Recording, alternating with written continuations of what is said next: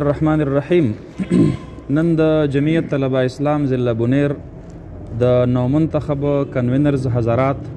داغي اجلاس زمون په ضلعي دفتر مفتی محمود مرکز باجکټي چوک کې وشو. الحمدلله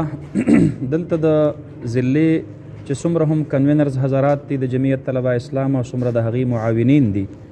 د کالجونو د هغې کنوینر حضرات دي یا د دینی مدارسو هغه ټول په ټوله دلته نن موجود وو. اجلاس کې باهمي مشاورت سره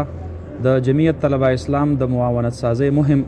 مخ په وړاندې به وستلو دپاره چې څومره ضروري مشاورت وو هغه وشو. زه د دې ویډیو په ذریعه باندې د جمعیت علما اسلام ټولو تنظیمونو ته دا درخواست کوم په ضلع بونیر کې چې هغوی په خپل هره سطحه باندې د جمعیت طلبه اسلام سرپرستي وکړي، جمعیت طلبه اسلام سره تعاون وکړي، خپل بچي او خپل کشران د جمعیت طلبه اسلام د خدمت لپاره راوړاندې کړي، د خپل فکر او د خپل پیغام او د خپل نظریه دا خپل را روان نسل ته منتقل کړي. او په دغه حواله باندې د جمعیت طلبه اسلام چې څومره د ضلعي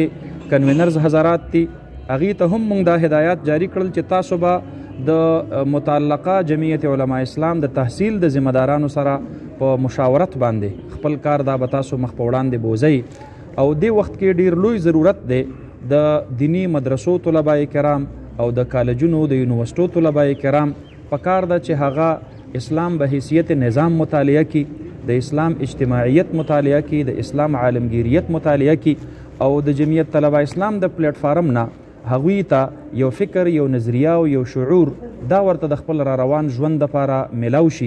زه د جمعیت طلبه اسلام د دغه پیغام په حواله باندې د ټولو دینی او مدرسو محتممینو حضراتو ته او د هغې مدرسینو حضراتو ته هم دا اپیل کوم چې تاسو خپلو درسونو کې